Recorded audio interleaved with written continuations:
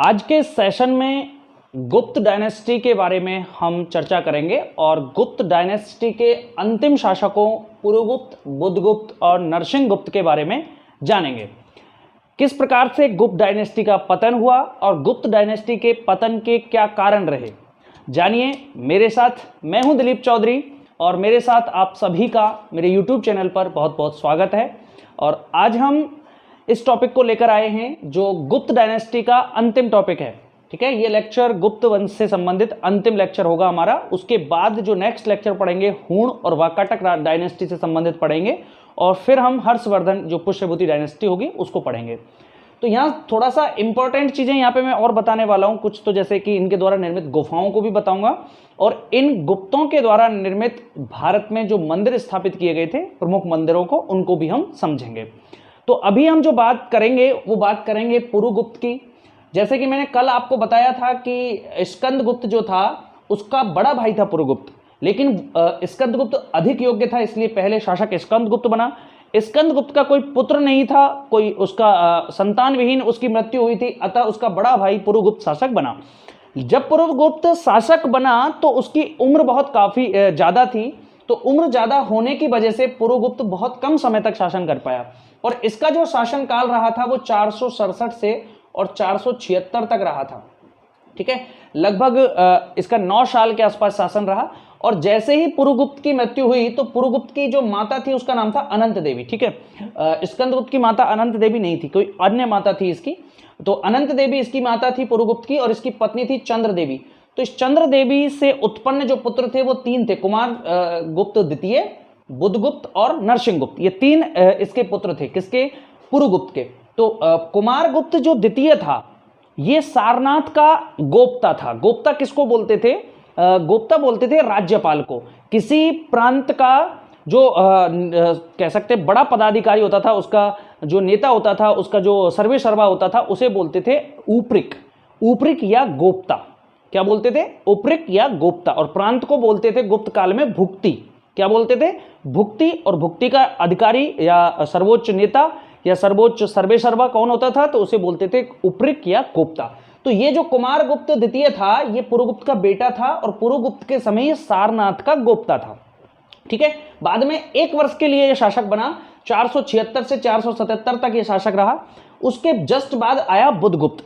बुधगुप्त भी चंद्र देवी का बेटा था। बुधगुप्त का शासनकाल जो था, बुधगुप्त, इसका शासनकाल रहा 477 से 495 एडी या ईस्वी। बुधगुप्त का शासनकाल कब से कब तक रहा? 477 से और 495 ईस्वी तक रहा। अब ये जो बुधगुप्त था इसका थोड़ा सा समझें कि बुधगुप्त के दादा का नाम क्या था। देखिए, बुधगुप्त के पिता का नाम पुरुगुप्त और दादा का नाम कुमारगुप्त। ठीक है, कुमारगुप्त और कुमारगुप्त के पिता का चंद्रगुप्त। अब यहाँ समुद्रगुप्त और चंद्रगुप्त द्वितीय तो कैसे शासक थे? जिन्होंने साम्राज्य बढ़ाया था, बनाया साम्राज्य को। कुमारगुप्त ने उसको स्थिर रखा, एस्टेब्लिश रखा, उसको मतलब जब ना बढ़ा पाया ना घटा पाया, ना घट सका इसके टाइम, केवल स्थापित रहा, जितना शासन था उतना ही रहा। स्कंदगुप्त के टाइम पे एक विदेशी आक्रमणकारी जाति का आक्रमण हुआ जो थी हूण, ये हमने कल पढ़ी थी। ठीक है, और उस हूण को स्कंदगुप्त ने पराजित किया तो इसको खतरा पैदा हुआ। तो उस टाइम हूण जो थे वो थोड़ा सा पावरफुल हुए। तो पुरुगुप्त एक निर्बल शासक हुआ तो हूण थोड़ा सा और फैल गए, इंडिया में और प्रसार कर गए, थोड़ा सा और आगे तक बढ़ गए। ठीक है, तो जब बाद में शासक बना बुधगुप्त तो बुधगुप्त ने पुनः जो स्कंदगुप्त का जो रोल रहा वही बुधगुप्त ने निभाया, यानी अपने ताऊ या चाचा उसका रोल इसने निभाया था। स्कंदगुप्त जैसा ही पावरफुल शासक हुआ और बुधगुप्त ही एक अंतिम गुप्त राजा ऐसा था जिसका साम्राज्य मालवा से लेकर इधर बंगाल तक और इधर हिमालय तक फैला हुआ था। इसके बाद जो राज्य होगा वो छिन्न भिन्न हो जाएगा, वो समझेंगे किन कारणों से होगा वो थोड़ा सा देखेंगे। तो बुधगुप्त जो था इसकी माता का नाम क्या था? चंद्र देवी था। और बुधगुप्त का एक मंत्री था। ठीक है, बुधगुप्त का एक मंत्री था जिसका नाम था मातृविष्णु। मातृविष्णु जो यहाँ पे शासन करता था, एरण के आसपास शासन करता था। ठीक है, लेकिन इसके मंत्री का जो भाई है जिसका नाम हम पढ़ेंगे धन्य विष्णु, वो बाद में हूण शासक तोरमान की अधीनता ग्रहण कर लेगा। यानी कि बुधगुप्त के बाद ये जो क्षेत्र होगा ये मध्य प्रदेश वाला, ये किसके अधीन कंट्रोल में चला जाएगा?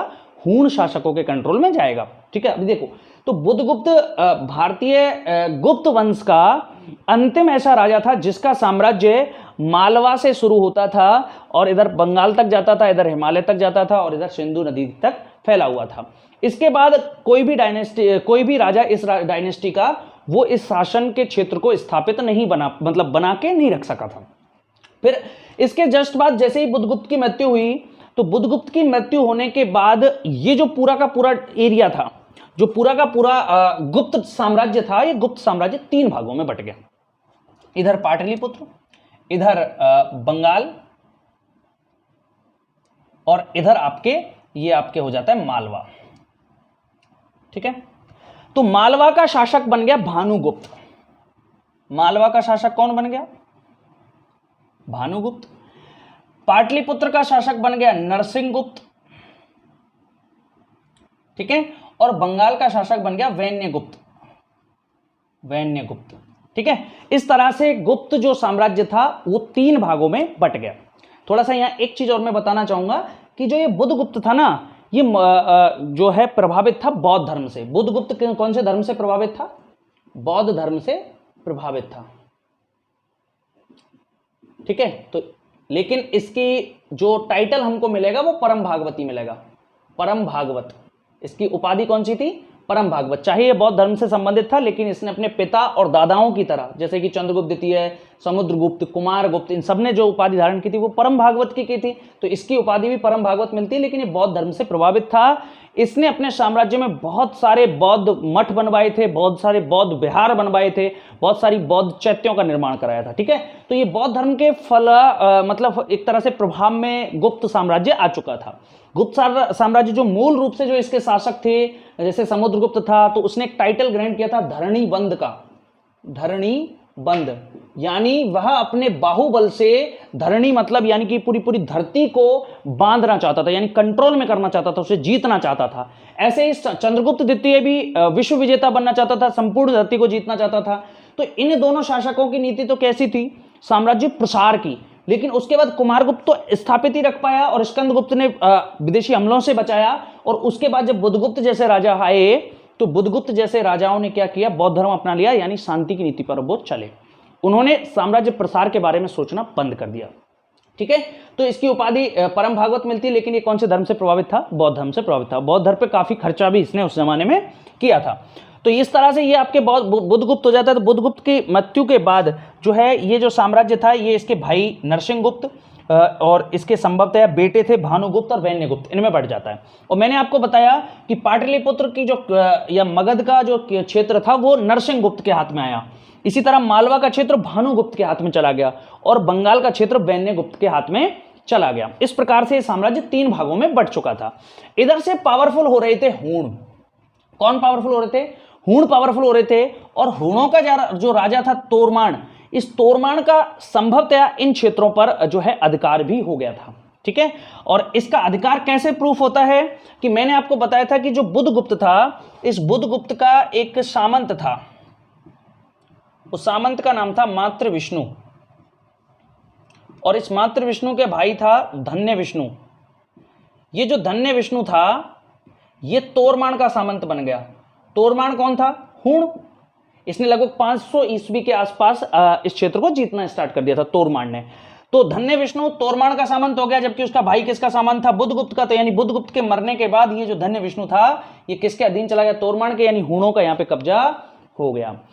अब उस टाइम पे क्या हुआ था कि तोरमान की मृत्यु हो गई थी और राजा बन गया था मिहिरकुल। मिहिरकुल कौन था? तो इसका परिचय मैं दे देता हूं। इसे भारत का अटिल्ला कहते हैं। इसे भारत का क्या बोलते हैं? अटिल्ला।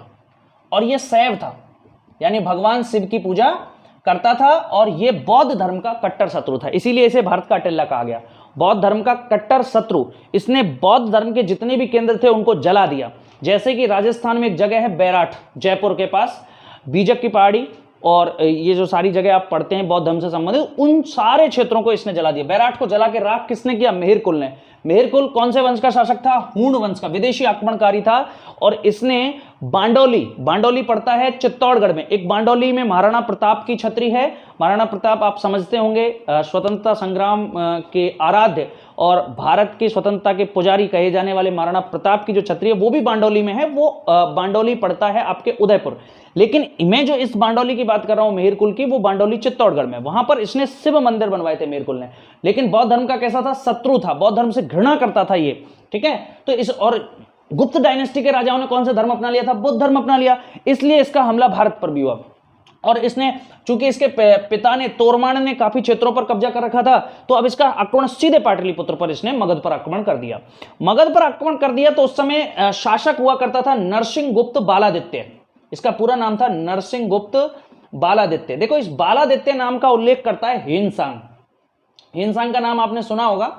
हिनसांग एक चीनी यात्री था जो हर्षवर्धन के काल में भारत आया था, और इसने एक पुस्तक लिखी थी हिनसांग ने, जिसका नाम था सी युकी। इसकी पुस्तक का नाम था सी युकी। पूरा अभी इसका विवरण हम पढ़ेंगे बाद में। विदेशी यात्रियों को फायान, इत्सिंग, हिनसांग, ये सारे विदेशी, और भी विदेशी यात्री आए, उन सबको पढ़ेंगे एक साथ। लेकिन अभी थोड़ा समझ लें कि हिनसांग की एक पुस्तक है सी युकी, उसमें विवरण मिलता है कि बालादित्य जब मगध पर शासन कर रहा था गुप्त वंश का, तो उस जमाने में मिहिर कुल का आक्रमण हुआ था, और उस आक्रमण में इस बालादित्य ने इसको, जो मिहिर कुल था, इसको हरा दिया, और हरा करके इसको कैद कर लिया। हरा करके क्या कर लिया, कैद कर लिया, और बाद में अपनी माता के कहने पर इसे मुक्त कर दिया। तो यहां पे एक ट्विस्ट था कहानी में, थोड़ा सा समझें। यह था कि पाटलिपुत्र पर जो नरसिंह गुप्त शासन कर रहा था, जिसका दूसरा नाम बालादित्य था, इधर मालवा में भानुगुप्त शासन कर रहा था, इधर बंगाल में वैन्यगुप्त शासन कर रहा था, 3 साम्राज्यों में बट गए थे। तो इसका जो मिहिर कुल का जो आक्रमण हुआ था वो सबसे पहले हुआ था भानुगुप्त पर, जो उस समय एरण और मालवा का जो था वो स्वामी था। तो भानुगुप्त पर आक्रमण हुआ, तो भानुगुप्त उस युद्ध में संभवतः मारा गया, और इसका एक सेनापति था गोपराज।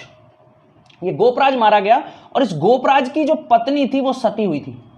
ये भारतीय इतिहास में ज्ञात होने वाली पहली सती थी जो गोपराज की पत्नी थी। जो मालवा के शासक भानुगुप्त, गुप्त डायनेस्टी का राजा था, इस भानुगुप्त का एक सामंत था, सेनापति था, जिसका नाम गोपराज था।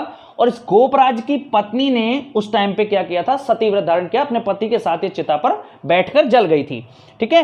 तो ये भारत की पहली सती थी, और इसका उल्लेख मिलता है एरण अभिलेख में। एरण अभिलेख कहां से मिला है, मध्य प्रदेश के सागर जिले से मिला है, ठीक है। मध्य प्रदेश के सागर जिले से एरण अभिलेख मिला है, जो 510 ईस्वी का है। इस एरण अभिलेख से किसकी जानकारी मिलती है, सती प्रथा की जानकारी मिलती है। यानी 510 ईस्वी में पहली महिला के सती होने का प्रमाण मिलता है। वो किसकी पत्नी थी, गोपराज की पत्नी थी, और गोपराज कौन था, भानुगुप्त का सामंत था।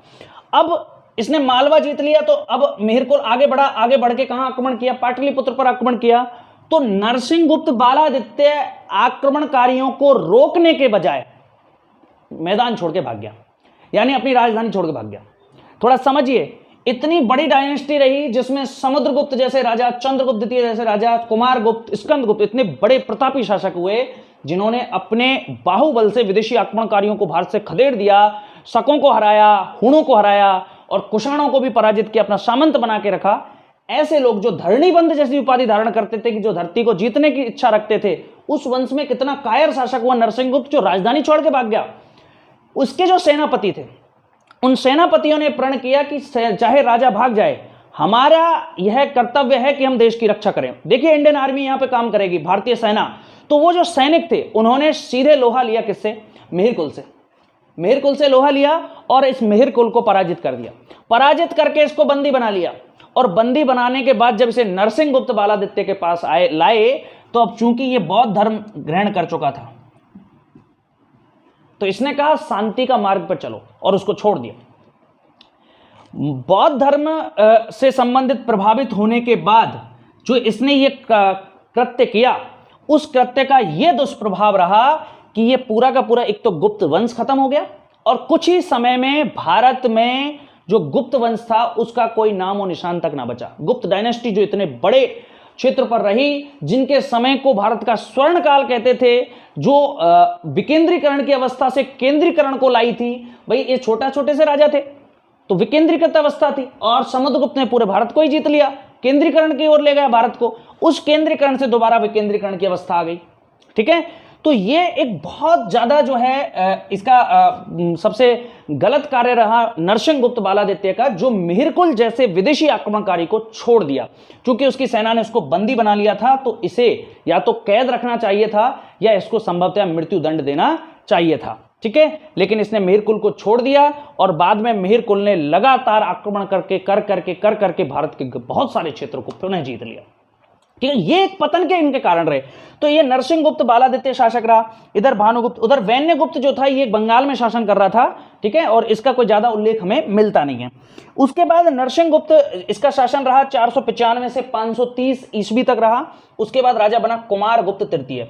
कुमारगुप्त तृतीय में थोड़े से लक्षण थे अपने पिता के क्या दादाओं के लक्षण थे। और कुमारगुप्त तृतीय जो रहा, इसने संभवतः थोड़े बहुत संघर्ष किए हुणों के साथ।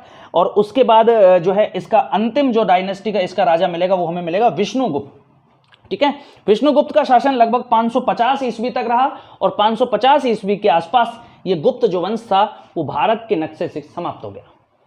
अब ये जो गुप्त वंश समाप्त हुआ तो इसका एक कारण रहा, एक क्या कई कारण रहे। कारण क्या क्या थे तो समझेंगे थोड़ा सा। अब थोड़ा सा एक बार मैं इसको रिवाइज और करा देता हूं फटाक से, थोड़ा देख लीजिए। श्रीगुप्त पहला राजा था जिसका शासनकाल कितना रहा, 280 के बाद स्टार्ट होता है, 275-80 के बाद घटोत्कच और ये दोनों इनका शासन 320 तक जाता है, 319-20 तक। ठीक है, 19 या 20, 319-20 में चंद्रगुप्त प्रथम राजा बनता है जिसे गुप्त वंश का वास्तविक संस्थापक कहते हैं। ये श्रीगुप्त गुप्त वंश का संस्थापक था, चंद्रगुप्त प्रथम गुप्त वंश का वास्तविक संस्थापक था। उसके बाद चंद्रगुप्त ने लिच्छवी राजकुमारी से विवाह करके अपने राज्य को स्थापित किया था और कुमार देवी और चंद्रगुप्त प्रकार के सिक्के चलाए थे। फिर राजा बना समुद्रगुप्त जिसे 100 युद्धों का विजेता, लिच्छवी, दौहित्र, भारत का नेपोलियन, इसके अलावा अप्रतिरथ जिसके रथ को कोई वापस ना मोड़ सका, बहुत सारी उपाधि धारण की, अश्वमेधकर्ता की। ठीक है, ये इसकी उपाधियां थी, टाइटल थे इसके समुद्रगुप्त के। और एक धरणीबंध नाम की ये जो है विचारधारा रखता था, पूरी पृथ्वी को जीत करके अपनी भुजाओं में बांधना चाहता था। चंद्रगुप्त द्वितीय इसका बेटा रहा जिसको विक्रमादित्य की उपाधि मिली। चंद्रगुप्त द्वितीय को किसकी उपाधि मिली, विक्रमादित्य की उपाधि मिली। और यह भी एक काफी प्रतापी राजा रहा था, इसने समुद्रगुप्त के बचे हुए अभियानों को पूरा किया था और बाकी क्षेत्रों पर कब्जा किया था। उसके बाद कुमारगुप्त शासक बना, चंद्रगुप्त द्वितीय का जो शासन रहा वो 375 से शुरू होता है 415 तक। फिर कुमारगुप्त का शासन रहा 415 से स्टार्ट होता है 455 तक जाता है। और कुमारगुप्त अपने पिता के शासन को स्थापित रख पाया। इसकी उपाधि रही थी उस जमाने में सक्रादित्य कहा गया था, इसको सक्रादित्य। और उसके बाद स्कंदगुप्त शासक बने जिसे क्रमादित्य या विक्रमादित्य कहा जाता था, दूसरा युधिष्ठिर कहा जाता था। और इसका शासनकाल 455 से लेकर और 467 तक इसका शासन रहा था। यह स्कंदगुप्त जो था इस वंश का अंतिम प्रतापी राजा था। इस वंश का अंतिम प्रतापी राजा की मैं बात करूं तो स्कंदगुप्त था जिसका साम्राज्य काफी बड़ा था। उसके बाद साम्राज्य का पतन पुरुगुप्त के काल में हुआ। फिर बुधगुप्त जब शासक बना तो कुछ इसने अपना राज्य बचाए रखा और ये अंतिम राजा था जिसका मालवा के क्षेत्र पर कंट्रोल था। उसके बाद मालवा का क्षेत्र धीरे धीरे हुणों ने जीतना स्टार्ट कर दिया था। हुणों का पहला आक्रमण स्कंदगुप्त के काल में हुआ था और स्कंदगुप्त ने हुणों को बुरी तरह पराजित किया। पहला भारत का एशिया का पहला राजा था जिसने हुणों को पराजित किया था। ये वही हुण थे जो रोमन साम्राज्य को बहुत ज्यादा क्षति पहुंचा रहे थे, भारत को भी पहुंचाते, लेकिन स्कंदगुप्त ने कोई ठोस योजना नहीं बनाई हुणों को रोकने के लिए। ठीक है, तो बुधगुप्त राजा बन गया। बुधगुप्त के बाद नरसिंहगुप्त बौद्ध धर्म से प्रभावित था, बुधगुप्त भी आपके बौद्ध धर्म से प्रभावित था। फिर कुमारगुप्त रहा और ये काफी फिर ज्यादा इतने पॉपुलर नहीं रहे और विष्णुगुप्त यहाँ पे अंतिम इनका शासक रहा। अगर मैं सती प्रथा की बात करूं तो भानुगुप्त के एरण अभिलेख से इसकी जानकारी मिलती है। किसका अभिलेख था ये? भानुगुप्त का एरण अभिलेख था। ठीक है, भानुगुप्त का एरण अभिलेख था और इसमें गोपराज की पत्नी का सती होने का उल्लेख है। गोपराज कौन था? तो भानुगुप्त का सेनापति था जो किससे लड़ा था? इस मिहिर कुल से लड़ता हुआ वीरगति को प्राप्त हुआ था। ठीक है, चलिए ये अपना हो जाता है। इसके बाद हम थोड़ा सा समझेंगे अब कि गुप्त वंश के पतन के कारण क्या रहे। पतन का कारण, तो पहला कारण रहा था, सबसे जो पहला कारण था वो हुणों का आक्रमण। हुणों का आक्रमण ये गुप्त वंश के पतन का पहला कारण रहा। दूसरा था इनकी संघात्मक व्यवस्था, इनकी संघात्मक व्यवस्था का होना। तीसरा सामंतों का उदय। चौथा बौद्ध धर्म का प्रभाव। ठीक है, ये इस राज्य के मुख्य कारणों में से एक थे। और बड़े उच्च पदों का या बड़े पदों का आनुवांशिक होना, ये एक बहुत जो है गलत कार्य रहा। आनुवांशिक होना ये इनके मुख्य कारण रहे। समझे। पहला तो हुणों का आक्रमण, कि हुणों का पहला आक्रमण जो था, खुशनिवाज ने जो आक्रमण किया था वो स्कंदगुप्त के टाइम पे किया था। तो उसी टाइम गुप्तों को कोई ठोस योजना बनानी थी जिससे कि ये भविष्य में आक्रमण ना कर सके, ठीक है, लेकिन उन्होंने ऐसी कोई योजना नहीं बनाई। उसके बाद स्कंदगुप्त के बाद जब राजा बने जितने भी, तो उन्होंने ऐसी कोई स्थायी सेना नहीं रखी जिससे कि इन हुणों के आक्रमण को रोका जा सके, ठीक है। तो ये इसका जो है सबसे बड़ा कारण रहा हुणों के गुप्त वंश के पतन का। दूसरा रहा इनकी संघात्मक व्यवस्था। संघात्मक व्यवस्था क्या थी कि ये लोग क्या करते थे, अपने जो प्रांत थे जिन्हें भुक्ति कहा जाता था, वहां पे उपरिक्त की नियुक्ति करते थे, गोप्ता की नियुक्ति करते थे, उसको नियुक्त कर देते थे, फिर वो पूरा का पूरा जो प्रांत था उसको वही संभालता था। राजा जो या सम्राट जो था वो उसमें कोई रुचि नहीं लेता था। और दूसरा जो प्रांतपति था या उपरिक्त था या गोप्ता था वो सूचना भी नहीं देता था, उससे जानकारी करने की कोशिश भी नहीं करता था, ठीक है। तो ये संघात्मक व्यवस्था का बुरा प्रभाव पड़ा और इसका परिणाम ये रहा कि जो अपने अपने क्षेत्रों के जो गोप्ता थे वो धीरे धीरे सामंतों का रूप लेने लगे। और फिर वो वहां पे जब परमानेंट हो गए तो उन्होंने उनमें संभवतः स्वतंत्रता की प्रवृत्ति बढ़ी और वो स्वतंत्र होने लग गए। और वो स्वतंत्र होने लग गए तो उससे ये गुप्त वंश जो था इसका धीरे धीरे पतन होने लगा। तो सामंतों का उदय ये हो चुका है। बौद्ध धर्म का प्रभाव देखिए आप, एक और बड़ा साम्राज्य इससे पहले पढ़ चुके हैं, वो था मौर्य साम्राज्य। मौर्य साम्राज्य जो चंद्रगुप्त मौर्य ने स्थापित किया था और अशोक ने उसके बाकी जो बचे अभियान थे उनको कंट्रोल करके जीत के और फिर जो है बड़ा साम्राज्य स्थापित किया। लेकिन अशोक पर प्रभाव पड़ा बौद्ध धर्म का और उसके बाद जो है मौर्य वंश पर बौद्ध धर्म का प्रभाव रहा और धीरे धीरे वो समाप्त हो गया। तो जैसे मौर्य साम्राज्य का पतन हुआ उसी प्रकार से आपके गुप्त वंश का पतन हुआ, क्योंकि बौद्ध धर्म के प्रभाव में आकर के ये दोनों ही राजवंशों ने सेनाओं पर ध्यान नहीं दिया और सेनाओं पर ध्यान नहीं दिया तो विदेशी आक्रमणकारियों का लगातार भारत में जो है जमावड़ा रहा। तो देखिए मौर्य साम्राज्य के बाद विदेशी आक्रमणकारी हमारे भारत आए, शक आए, कुषाण आए, यूची आए, आपके पहलव आए, यवन एंट्री मारी, ठीक है, बहुत सारे आक्रमणकारी आए। ऐसे ही गुप्तों के बाद भी बहुत सारे आक्रमणकारी आएंगे, हूण आएंगे और फिर उसके बाद हमारे भारत पर जो है आक्रमण करेंगे, अरब आक्रमण करेंगे और फिर तो आक्रमणकारियों की एक झड़ी लग जाएगी, लाइन लग जाएगी और बहुत सारे आक्रमण हमारे देश पर होंगे, वो हम समझेंगे आगे चल के, ठीक है।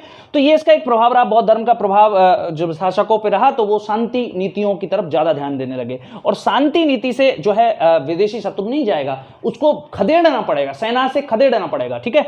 तो यहाँ पे और इसके अलावा जो बड़ा कारण रहा वो था बड़े पदों का आनुवंशिक होना, कि जो उच्च पद होते थे उन पर जो था कि बेटे का बेटा, जैसे हरिशेन का पिता पहले ध्रुवभूति जो था वो क्या नाम है, सॉरी, महादंड नायक के पद पर था और आपके संधि विग्रहक के पद पर था। बाद में जब हरिशेन उसका बेटा हुआ तो वो भी संधि विग्रहक बन गया, हालांकि वो योग्य थे, ठीक है, चल रहा। लेकिन कोई एकाध ऐसा उत्तराधिकारी आ जाता जो अयोग्य होता तो फिर वो आनुवंशिकता का एक दुरुपयोग हो जाता था, कि आनुवंशिकता का जो प्रभाव था उससे यह था कि अगर जो उसका उत्तराधिकारी आएगा वो योग्य है तो कोई फर्क नहीं पड़ता था, लेकिन अगर कमजोर उत्तराधिकारी आ गया तो मामला खराब हो जाता था, ठीक है। तो इसलिए बड़े पदों का आनुवंशिक होना ये भी कारण था। और इसके अलावा जो इससे भी महत्वपूर्ण जो एक कारण रहा था और उस कारण का नाम है मालवा के यशोधर्मन का उदय।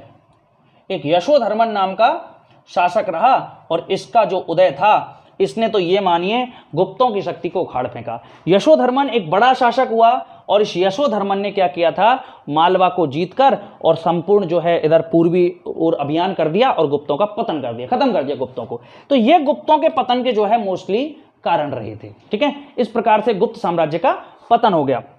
अगर हम बात करें कि गुप्त वंश का पहला शासक कौन था तो आपको जवाब देना है श्रीगुप्त। लेकिन अगर आपसे पूछे गुप्त वंश का संस्थापक कौन था तो वो भी श्रीगुप्त। अगर आपसे पूछे गुप्त वंश का वास्तविक संस्थापक कौन था तो चंद्रगुप्त प्रथम था, चंद्रगुप्त प्रथम, जिसकी पत्नी का नाम कुमार देवी था। और गुप्त वंश के अंतिम शासक का नाम बात पूछे तो वो था विष्णुगुप्त। किस गुप्त शासक के दरबार में नवरत्न रहा करते थे वो चंद्रगुप्त द्वितीय हो जाएगा। किस राजा को सक्रादित्य कहते तो कुमारगुप्त, किस राजा को कर्मादित्य कहते थे तो स्कंदगुप्त, किस राजा को विक्रमादित्य कहते थे तो दो राजा आ जाएंगे, चंद्रगुप्त द्वितीय और स्कंदगुप्त, ठीक है। ये सारे इनके टाइटल हो जाएंगे। अब हम बात करेंगे कि गुप्तों ने भारत में जो है इनका क्या रोल रहा। ये भारत में आए तो इनका रोल जो है क्या रहा, इनका प्रशासन कैसा था, इनकी संस्कृति कैसी थी, वो चीज़ें तो हम डिस्कस करेंगे। एक अलग से टॉपिक बनाऊंगा मैं, इंडियन जो कल्चर होगा उस पर मैं पूरा का पूरा एक सीरीज स्टार्ट करूंगा। जैसे इंडियन हिस्ट्री पे अब चल रहा है हमारा, इसी तरह से एक सीरीज स्टार्ट करेंगे इंडियन कल्चर पे, जिनमें जैसे हम मौर्यकालीन संस्कृति को पढ़ेंगे, सातवाहन कालीन, शुंग कालीन, कुषाण कालीन, ऐसे ही गुप्तकालीन कि गुप्तों ने क्या योगदान रहा, मौर्यों का क्या योगदान रहा। तो थोड़ा शॉर्ट में यहाँ पे मैं कुछ एक ऐसे टॉपिक्स में बता देता हूँ जो छोटी परीक्षाओं के लिए उपयोगी हैं, और आपके जो बड़ी परीक्षाओं की तैयारी कर रहे हैं उनके लिए भी हालांकि उपयोगी तो रहेंगे, लेकिन वो एक अलग टॉपिक के माध्यम से और अच्छे से सीख पाएंगे उस टॉपिक को। ठीक है, तो थोड़ा सा मैं यहाँ पे बता देता हूँ। एक तो इनके मंदिरों के बारे में हल्का सा बता देता हूँ, और एक इनके द्वारा निर्मित गुफाओं के बारे में बता देता हूँ। तो इनके द्वारा अगर मैं गुफाओं की बात करूं तो गुफाओं में एक तो गुफा आएगी आपके बाघ की गुफा। बाघ की गुफा ये कहां पे है? मध्य प्रदेश में, धार जिले में, धार जिला मध्य प्रदेश।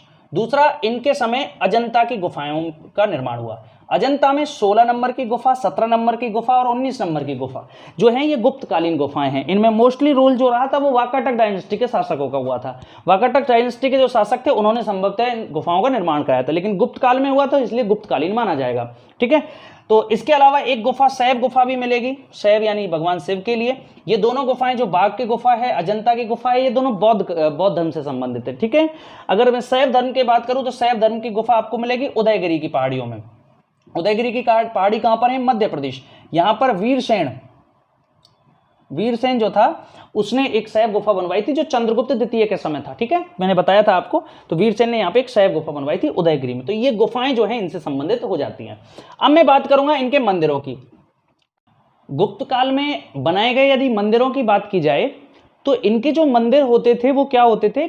बीच में एक चबूतरा होता था जो ऊंचा होता था, चारों तरफ से उस पर चढ़ सकते थे। उसके बीच में जो मंदिर स्थापित किया जाता था, मंदिर में एक गर्भगृह होता था जो बहुत छोटा होता था। उस गर्भगृह के अंदर जो दर्शनार्थी थे वो अंदर नहीं जा सकते थे, केवल पुजारी पूजा करते, केवल बाहर से दर्शन कर सकते थे। ठीक है, इस प्रकार के मंदिर बनाते थे। और मंदिरों के मुख्य द्वार पर जो थी वो मकर वाहिनी गंगा, यानी कि गंगा जी का चित्रण मिलता था, जो गंगा जी का वाहन मकर है यानी आपके मगरमच्छ। और दूसरा कूर्म वाहिनी यमुना का चित्र होता था। कूर्म वाहिनी यानी कछुआ जो है वो किसका वाहन है? वो यमुना जी का वाहन है। तो उसका जो है चित्रण बाहर मेन गेट पे मिलता था। साथ ही दीवारों पर शेर वगैरह के और वृषभ और आपके जो है हाथी, इनके चित्रण देखने को मिलते थे। ठीक है, ये इनके जो मंदिर थे उनका मुख्य वो था। इनके मंदिरों की जो छत होती थी वो पहले सपाट होती थी, लेकिन बाद में जो है उनमें थोड़ी मेहराब वगैरह, स्तूप वगैरह जैसा उनको बनाने लग गए थे। ठीक है, वो बाद की बात है। गुप्त काल में बनाए गए जो मंदिर थे वो ज्यादातर कैसे थे? पाषाण निर्मित थे। पाषाण निर्मित। इनके द्वारा कुछ मंदिर जो है, 2 मंदिर ऐसे मिले हैं हमको जो कैसे हैं? ईंटों द्वारा निर्मित है, ईंटों द्वारा। और ईंटों द्वारा जो भारत का पहला मंदिर माना जाता है वो है भीतरगांव का, भीतरगांव का मंदिर। ये कहां पे है? ये कानपुर उत्तर प्रदेश में जो गुप्तकालीन मंदिर है, और ये किसका है? ईंटों द्वारा निर्मित मंदिर है। इसके अलावा यदि मैं बात करूं तो सिरपुर में भी एक मंदिर मिला है जो गुप्तकालीन मंदिर है, और ये भी कैसा है? ये ईंटों के द्वारा निर्मित मंदिर ही है। तो मोस्टली अगर मैं बात करूं गुप्तकालीन मंदिरों की तो वो पाषाण निर्मित थे, लेकिन कुछ मंदिर कैसे थे? ईंटों के द्वारा बनाए गए। और ईंटों के द्वारा बनाए गए मंदिर, भारत का पहला मंदिर माना जाता है भीतरगांव का, जो कहां पर है? कानपुर में, कानपुर उत्तर प्रदेश। और दूसरा जो है सिरपुर का मंदिर, ये भी कहां कैसा है? ईंटों द्वारा निर्मित है। अब बात करेंगे गुप्त काल के बनाए गए कुछ अन्य मंदिरों की। ठीक है, तो गुप्त काल में बनाए गए कुछ अन्य मंदिर जैसे तिगवा। तिगवा कहां पर है? जबलपुर, जबलपुर का विष्णु मंदिर, विष्णु मंदिर। अब जबलपुर कहां पड़ता है? मध्य प्रदेश। तो मध्य प्रदेश में जबलपुर जो जगह है वहां पे तिगवा का विष्णु मंदिर मिला है। तिगवा एक जगह है वहां पे, वहां एक विष्णु जी का मंदिर मिला है। ठीक है, इसी तरह भूमरा, भूमरा कहां पे है? सतना, सतना कहां पे है? मध्य प्रदेश। यहां पर शिव मंदिर मिला है, भूमरा का शिव मंदिर। ठीक है, इसी तरह नचना कोठार, ये बहुत इंपॉर्टेंट मंदिर है, पूछ लिए जाते हैं। नचना कोठार का पार्वती मंदिर, ये भी इंपॉर्टेंट मंदिर है, इनके द्वारा बनवाया गया। और ये कहां पर मिला है? पन्ना, पन्ना कहां पर है? मध्य प्रदेश। ठीक है, पन्ना मध्य प्रदेश में नचना कोठार का पार्वती मंदिर जो है वो देखने को मिलता है।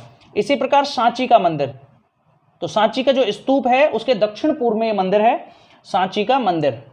तो सांची कहां पर है? मध्य प्रदेश। तो सांची का मंदिर भी, सांची में भी एक मंदिर मिला है जो गुप्त काल का ही है। ठीक है, इसके अलावा अगर मैं इनके मंदिरों की बात करूं तो देवगढ़, देवगढ़, ये देवगढ़ पहले झांसी डिस्ट्रिक्ट में पड़ता था, उत्तर प्रदेश में पड़ता है वर्तमान में। देवगढ़ यूपी। यहाँ का एक मंदिर है जिसका नाम है दशावतार मंदिर, दशावतार मंदिर। तो यानी भगवान विष्णु का दशावतार मंदिर ये मिला है, भगवान विष्णु का मंदिर है देवगढ़ उत्तर प्रदेश में। और ये गुप्त काल का सबसे बेस्ट मंदिर है, ठीक है। कहां पे मिला है? देवगढ़ उत्तर प्रदेश। वैसे ये झांसी के पहले झांसी डिस्ट्रिक्ट लगता था, तो कई किताबों में झांसी भी मिल जाएगा आपको। तो देवगढ़ उत्तर प्रदेश का दशावतार जो मंदिर है ये आपके बड़ा इंपॉर्टेंट मंदिर है, ठीक है। ये किसका है? ये गुप्तकालीन है। इसी प्रकार इनके समय का एक और जो मिलेगा वो मिलेगा एरण मंदिर, एरण का मंदिर। एरण में भी एक विष्णु मंदिर है, ठीक है। किसका मंदिर है? विष्णु का मंदिर। अब ये एरण कहां पर है? तो एरण है सागर जिला, मध्य प्रदेश।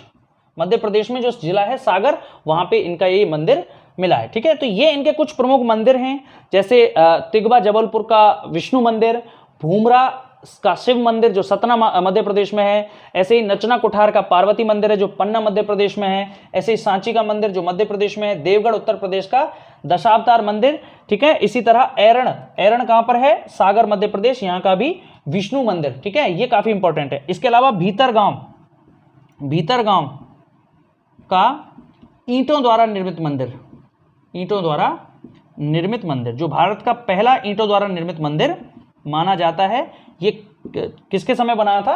ये गुप्त काल में बना था। गुफाएं मैं आपको बताई दी हैं। अजंता की गुफाओं में 3 गुफाएं इनकी हैं, 16, 17 और 19 नंबर की गुफाएं, और बाकी गुफाएं हैं। इसी प्रकार से उदयगिरी में एक शैव गुफा भी मिली है, जो किसके टाइम पे बनी थी? वो चंद्रगुप्त द्वितीय के टाइम पे वीरसेन उसका एक सचिव था, उसने उसको निर्मित कराया था, ठीक है। तो गुप्त काल का अगर हम ओवरऑल अध्ययन करें तो इन पर ज्यादा जो प्रभाव था वो वैष्णव धर्म का था। लेकिन इनके टाइम के अगर हम जैसे फायान जैसे चीनी यात्री या अन्य जो पुस्तक जो मिलती हैं इनके संबंध में जानकारी मिलती है इनके अभिलेखों से और अन्य चीजों से, वहां से ये प्रूफ होता है कि ये धर्म जो थे निरपेक्ष शासक थे, यानी धार्मिक सहिष्णुता इनके अंदर थी।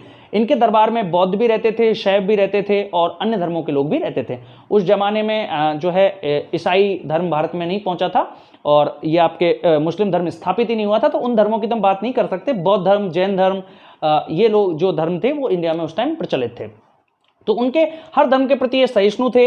और लास्ट के जो गुप्त शासक थे वो तो बौद्ध धर्म से प्रभावित भी हो गए थे, ठीक है, जिससे इनका पतन भी हुआ था। हालांकि उसका दोष पूरा बौद्ध धर्म पे देना भी गलत है, पूरा बौद्ध धर्म पे भी हम दोष नहीं दे सकते कि बौद्ध धर्म की वजह से ही पतन हुआ। पतन के कई कारण होते हैं, जिनमें से एक कारण बौद्ध धर्म का प्रभाव भी था, ठीक है।